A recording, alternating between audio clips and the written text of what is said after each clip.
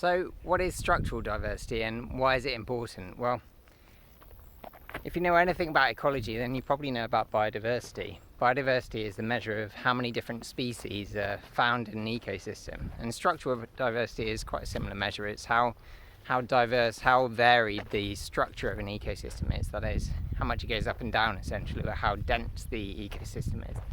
Now, you can look at this in two sort of primary ways. One is that you can look at the land itself, so you can look at the topology, which is how much the ground goes up and down.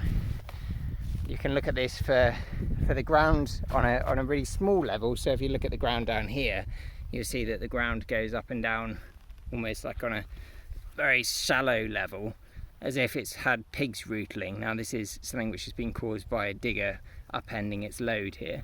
But you can also look at this on a much larger level. There's a pond here which has caused a big disturbance to the ground.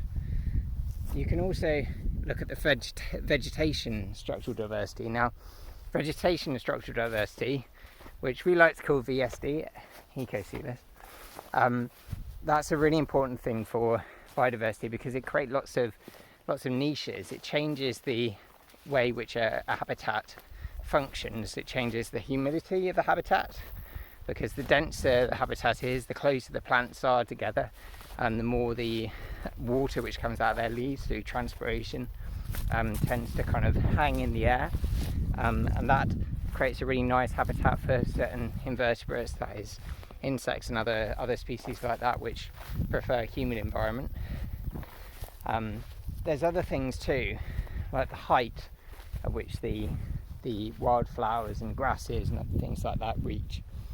So you can see here that there's a scythed path through the meadow, and this scythed path creates vegetation structural diversity, which is artificial, but it creates a path through which the butterflies can travel where they aren't being bombarded by the wind. So it's almost like a rest area for certain species which find it difficult in windy conditions. The other thing about structural diversity with the ground is that it creates this interesting variation in the amount of water which is on the ground. So if you look over here at the ponds, you can see that some of the ponds have water in. The one which we were just looking at over there didn't have water in. Now, having water on the land, especially in the height of summer like this, is crucial for increasing the amount of animals which are in the area. It attracts dragonflies, it attracts larger mammals which come here to drink, and it also attracts things like swallows which come past and through and dip down to the water to have a drink. But it also supports plant life as well. But it's not just important to have water on the land, because you also want things like dry patches, higher dry patches. They're useful in winter when the rest of the ground is waterlogged. They provide refuges for certain animals who want to escape flooding, or for plants which prefer having dry roots and suffer from waterlogging.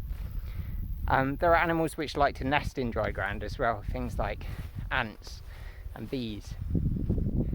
You see here the ground is going down again, but you can also see that the thistles are going up here, and the thistles have created this kind of dense thicket structure which has got interesting density here. So between them there's also these artificial tree tubes. Now the thing about artificial tree tubes, which I didn't realise when I put them in, which I probably should have on reflection, is that as soon as you put in an artificial tree tube, you're effectively creating a perch for an animal, mainly birds, which use it to survey the grasses below. And there are certain species like stone chat, like kestrels, which I've seen using these specific tree tubes. They've been sitting on them, flying into this field, sitting on them, and then hunting for prey, invertebrates, voles, things like that in the grasses below. Before these tree tubes existed in the field, there was nowhere within this field for them to sit and hunt for prey items in the grass. So having these tree tubes in not only creates that structural diversity in terms of height and physical robustness of the structure. You see here it's much easier to sit on this than it would be to sit on, say, a piece of grass like this. But it also means that they eventually turn into trees, which obviously is a phenomenal benefit for the ecosystem as a whole, because it changes the humidity, it changes the levels of shade, and shade is another thing which vegetation and structural diversity provides over time. So as we go into this other area, you can see that there's fleabane growing up here, and this area of fleabane has a different structure to the rest of the grassland around it. You see that these stiff stalks within the grasses provide a sort of dense structure which complements the invasive species mare's tail, which is otherwise growing up through here, and it's different to the structure of the surrounding grasses, which doesn't have any fleabane in it. So when I got the field, there wasn't a huge amount of diversity, structural diversity in it, but there was quite a lot of vegetation diversity. The way you can create vegetation diversity and structural diversity is in a number of ways. You can create ponds, you can dig ditches, you can... Sorry, later Chris here. What I said in that video was that you should dig ditches. What I actually should have said was that the spoil which comes out of your pond is ideal for use in creating large raised areas.